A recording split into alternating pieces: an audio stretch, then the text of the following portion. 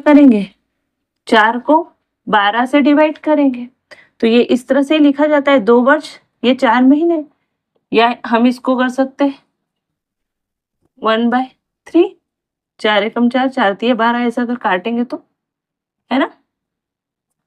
तो 4/12 को 1/3 भी लिख सकते हैं, तो ये हो गया वर्ष, है ना? 4 माह को हमने काय में कन्वर्ट कर दिया वर्ष में, और इसको लिखा इस तरह से जाता है। अब ये काय में हो गया, भिन्न संख्या में, फ्रैक्शन में हो गया है ना? और ज्ञात क्या करना है हमको? चक्रवृद्धि ब्याज, ब्याज हमको ज्ञात करना है।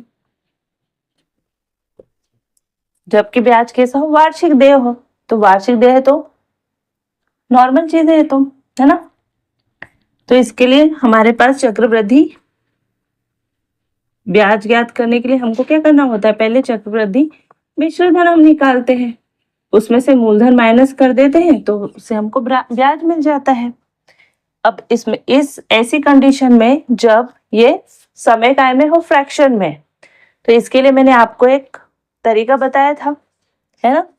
जब फ्रैक्शन में होता है इस तरह से होता है, 2 वर्ष पूरे हो, है ना, वर्ष पूरे हो, उसके साथ कुछ महीने हो, या इस तरह से ये 2 वर्ष है और ये महीने हैं, 1/3 ना, वर्ष का 1/3 है, ये तो कुछ महीने हुए, यानी कि 4 महीने।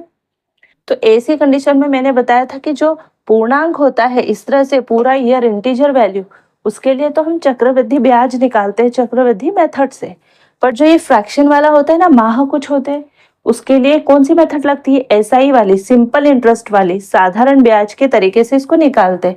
तो ये पूरे जो वर्ष होते हैं उसके लिए कंपाउंड इंटरेस्ट चक्रवृद्धि ब्याज लगता है, और ये फ्रैक्शन वाले के लिए सिंपल इंटरेस्ट यानी कि साधारण ब्याज लगता है। और इसको निकालने का हमारे पास एक फॉर्मूला होता है, वो फॉर्मूला है P × 1 + R/100, और इसकी पावर क्या होगी? n। और ये n कौन सा होता है? ये वाला, है ना, इंटू 1 प्लस, है ना, अभी इसकी हम डायरेक्ट वैल्यू लिख देते हैं, है ना, तो ये हो जाएगा 2, ठीक है, और ये हो जाएगा, ये क्या है? माह 4 माह है, तो इसको हमने ऐसे ब्रेक कर दिया, तो ये हो जाएगा